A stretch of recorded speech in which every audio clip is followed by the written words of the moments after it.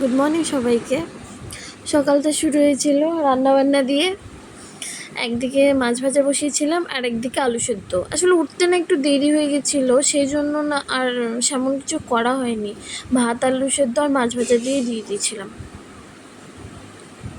পাশের ঘরে ছেলে খেলা করছে। সকালে উঠেই ওর দুষ্টুমি শুরু হয়ে যায়। বেঁধে রাখলে আবার চিৎকারও করে। কিছুক্ষণ থাকে, তারপর এমনভাবে কান্না করে যে না খোলা অবধি উপায় নেই। এই যে ড্রামটা এনে দেওয়া হয়েছে, বাজায় মাঝে মাঝে খুব সুন্দর, নিজের মতো করে নিজে বেশ অনেকক্ষণ এটা নিয়ে খেলে। তারপর ওই যে খেলা শেষ হয়ে গেলেই চিৎকার। তারপর চা করে নিয়ে আসলাম, চা করে নিয়ে এসে চা খাবো।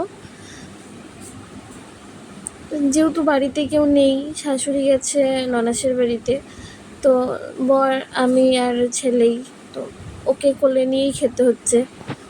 ওর একদিকে ঘুম পেয়ে গেছে, আমি অফিস যাব না, অফিস সেদিন যাইনি, আমি সানডে ছিল সেদিন যাইনি, ইচ্ছে করছিল না, তো মার ওখানেই যাব। রেডি হয়ে গেছিলাম।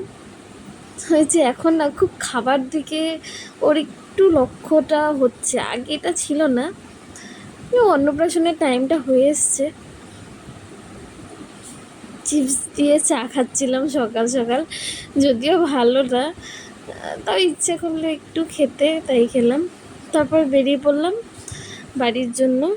যেহেতু সেদিন অফিস যাইনি, বাড়িতেই ছিলাম। বাড়িতে আসলে আমার মামা বাড়ির থেকে সবাই আসার কথা ছিল, আর মার একটু সবাইকে বিরিয়ানি করেও খাবারের কথা ছিল, তো বেরিয়ে গিয়েছিলাম বাড়িতে সকালে।